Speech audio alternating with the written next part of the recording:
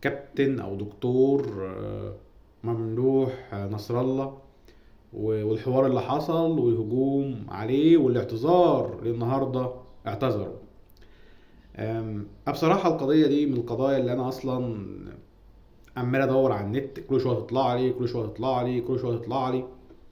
فبصراحة حابب أقول شوية حاجات كده فيها.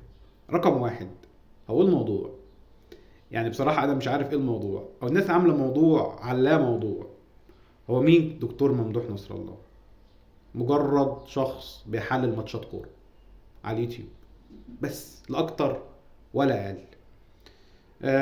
حركة عملها مش كويسة، تمام، حركة عملها مش كويسة ما عجبتكش، مش متفرج عليه تاني وخلصنا، بس لا أكتر ولا أقل. لكن المشكلة اللي أنت بتتكلم مع ناس عاملين حوار كبير، يعني كأن الموضوع مثلا واحد بيخص أبوه، واحد بيخص عدوه. لا ازاي يحصل ومش ازاي يحصل، واحد عمال يدافع واحد عمال يهاجم، وتخش بقى في قضية قيم ومبادئ وما ينفعش، وناس بقى شغل نفسها بالموضوع زيادة عن اللزوم، وناس متصدرة ولا يا جماعة كلنا بنغلط. انا بقى مش قادر افهم هو الموضوع ايه، يعني ليه تكبير الموضوع لدرجة انك، يعني حاجة انا شايفها بصراحة تافهة جدا وملاش اي قيمة جدا. لكن حضرتك داخل في مجال ان لا نكبر الحاجة اللي ملاش اي لازمة، مع ان في حاجات كتيرة جدا في حياتك انت لو بصيت لها هتحس ان هي اهم كتير جدا من الحوارات اللي ملهاش لازمه. ده يا جماعه واحد بيحلل كوره بس، لا اكتر ولا اقل. حضرتك حطيته قدوه لنفسك ليه؟ حضرتك شايف ان هو قال لك مثلا نصيحه، او قال لك مثلا في وقت من الاوقات حاجه كويسه، تمام زي الفل، بس مش اكتر من كده. لكن انت تصورته قدوه ليك، وواحد تصوره ان القدوه ده غلط، فلازم القدوه ده يا جماعه لازم نحط مبادئ وما ينفعش، والتاني شايف ان لا يا جماعه كلنا بنغلط ولازم ندافع عن القدوه بتاعتنا.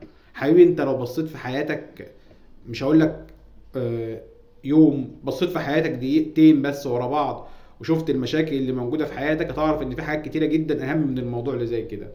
بس يا جماعه ادوا لكل حاجه حجمها، وما تكبروش الحاجات الصغيره اللي ملهاش اي لازمه، او تصغروا الحاجات اللي هي كبيره.